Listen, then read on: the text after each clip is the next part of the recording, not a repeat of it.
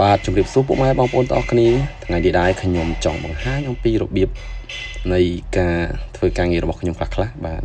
ជាដំបូងខ្ញុំបានទៅស្វែងរកឯកសារមួយចំនួនហើយក៏ដោយជាមួយនឹងភរិយាទៅជាមួយផងដែរបាទឥឡូវយើងចូលដល់វគ្គដែលយើងធ្វើការជាពេលដែលបានរូបភាពហើយយើងបញ្ចូលរូបភាពទៅចូលក្នុងកុំព្យូទ័ររបស់យើងកម្មវិធី SketchUp បាទហើយយើងក៏គូសជា line ទៅតាមល្បាក់ក្បាច់ដែលយើងយកមកធ្វើជាគំរូបាទហើយយើងគូសទំហំຂະຫນាតដែលយើងចង់បានបដោយប្រមាណទៅតឹងប្រមាណមកហើយយើងយកអាក្បាច់ដែលយើងកាត់ជើងគូសតាមល្បាក់ក្បាច់ហ្នឹងមកបាទយើងយកមកចាប់ដាក់លើហើយយើង follow វាបាទបងប្អូនដែលចេះ SketchUp មួយយើងក៏ដឹងហើយបាទតែប៉ុន្តែខ្ញុំចង់ខ្ញុំគូសជាមានទាំងក្បាច់ទាំងអស់ក៏បានដែរតែដោយសារនេះខ្ញុំចង់ធ្វើវាថ្ងៃណាមួយខ្ញុំអាចយកបញ្ចូលវាទៅក្នុងnomad ទៅខ្ញុំអាចបំពាក់ក្បាច់បាននេះឲ្យកន្លែងចំណុចពណ៌លឿងដែលខ្ញុំគូសដាក់មាន3ហ្នឹងណាបាទអាហ្នឹងពេលដែលខ្ញុំចង់បញ្ចូលទៅក្នុង nomad ខ្ញុំ export តែល្បាក់ក្បាច់ពណ៌ប្រផេះហ្នឹងទៅបាទហើយពណ៌លឿងនេះខ្ញុំមិនបាត់ export ទៅទេនោះខ្ញុំអាចបំពាក់ក្បាច់បាននៅក្នុង nomad បាទចេះដូច្នេះហើយក៏ខ្ញុំធ្វើមានពី3កលៈបាទទៅយើងបើយើងអត់បំពាក់ក្បាច់ទេយើងគូសយកតែម្ដងក៏បានដែរហ្នឹងបាទថ្ងៃទីទៅខ្ញុំប្រើធ្វើការងារប្លង់ឬក៏ច្លាក់អីគឺខ្ញុំមាន2កម្មវិធីដែលខ្ញុំប្រើប្រាស់ញាក់ញយបាទគឺក្នុងកុំព្យូទ័រនេះគឺមាន AutoCAD ហើយនឹង SketchUp ហ្នឹងហើយតែដល់បច្ចុប្បន្ននេះយើងមាន iPad មួយទៀតគឺយើងអាចប្រើទៅលើ Nomad ហើយនឹង Procreate បាទអញ្ចឹង4កម្មវិធីនោះដែលខ្ញុំប្រើជារឿយជាញឹកញាប់ការធ្វើការងាររបស់ខ្ញុំបច្ចុប្បន្នបាទនេះបន្ទាប់ពីខ្ញុំគូសល្បាក់ក្បាច់ខឿនជើងក្រោមហើយឥឡូវខ្ញុំគូសតួខ្លួននៃការងារយើងម្ដងបាទនេះខ្ញុំកំពុងតែប្រសេសការងារនេះយើងត្រៀមធ្វើតាមព្រំប្រទល់រវាងខេត្តនានាជាមួយនឹងខេត្តស្ទឹងត្រែងបាទនេះយើងសូមស្វាគមន៍ខេត្តស្ទឹងត្រែងនេះខ្ញុំក៏នៅគូសដំបងឡើយខ្ញុំគូសទៅតាមតម្រងដើមនៃរបស់គេសិនបាទឥឡូវខ្ញុំចាំដើមទៅយកក្បាច់ណាដែលខ្ញុំធ្លាប់គូសពីមុនមកជាបាំងខ្លែងខ្ញុំបាន copy បាទយកដាក់បាទព្រោះយើងមិនចំណាយពេលគូស view បាទយើងមានសាប់យើងចាប់ដាក់សិនទៅព្រោះយើងជាប្លង់ទេបាទ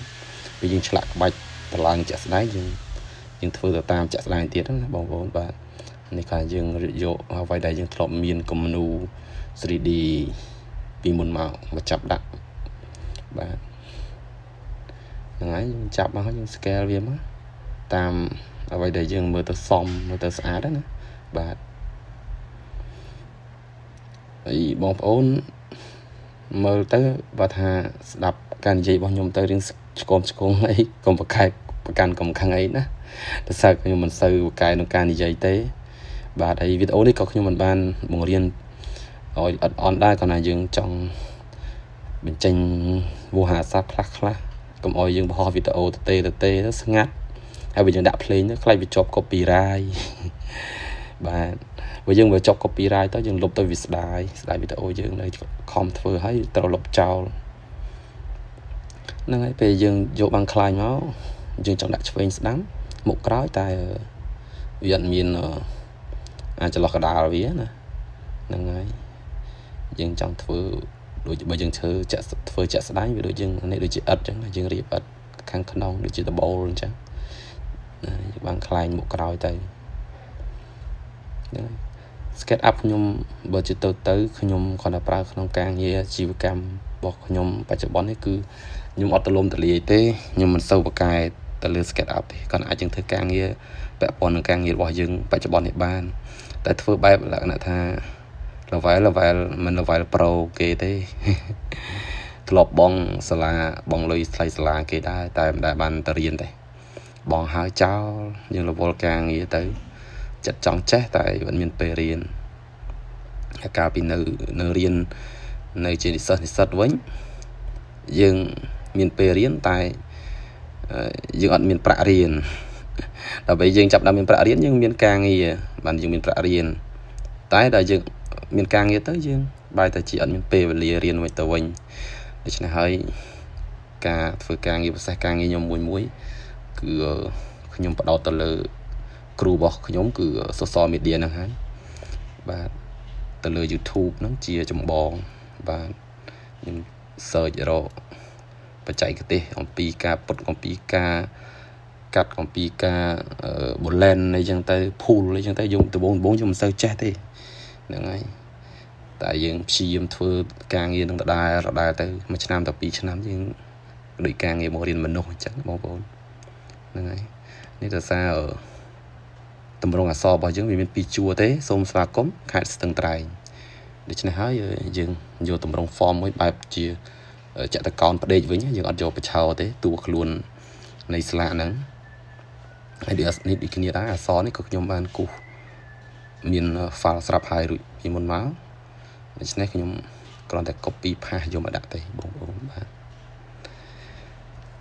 ការងារណាក៏ដោយយើងបើយើងមិនស្រឡាញ់យើងមិនប្រឹងប្រែងទេវាមិនអាចទៅមុខទេបាទពីខ្ញុំជាដើមបច្ចុប្បន្ននេះមិនមែនថាខ្លាំងទេតែគាត់តែយើងអាចបម្រើការងារក្នុងអាជីវកម្មរបស់យើងបានយើងអាចធ្វើការងារទៅលើ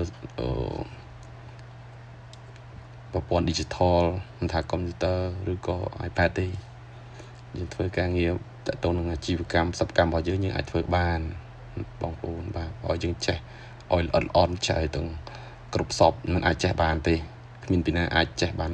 គ្រប់មុខគ្រប់សពទេជួនកាលខ្ញុំចេះប៉ុណ្ណេះមានគេចេះលើសខ្ញុំហើយជួនកាលខ្ញុំចេះចំណុចមួយតែមានគេខ្លះគេចេះខ្លាំងជាងខ្ញុំតែក៏គេអត់ចេះចំណុចខ្លះនៃខ្ញុំចេះដែរអញ្ចឹងវាមានម្យ៉ាងម្នាក់សមត្ថភាពរបស់យើងបុគ្គលម្នាក់មានសមត្ថភាពរៀងខ្លួនដូច្នេះហើយការតោះខុសឆ្គងអីសូមបងប្អូនកុំប្រកាន់បាទនេះខ្ញុំ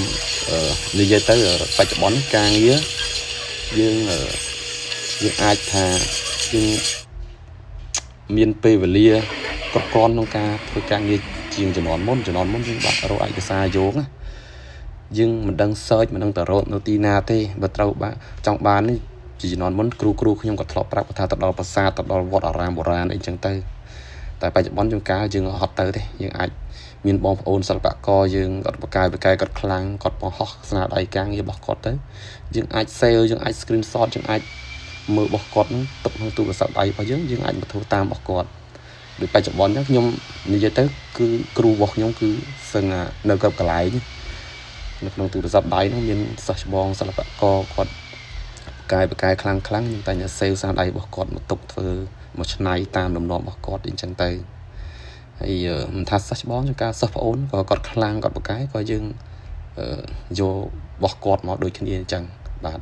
សិល្បៈគឺបែបហ្នឹងយើងយកគ្នាទៅវិញទៅមកតែយើងមិនច្រឡំរបស់គេទាំង 100% ទេយើងឆ្នៃយើងប្រឌិតនៅអ្វីដែលយើងចេះបកកាយបន្ថែមទៀតចឹងណាបងប្អូន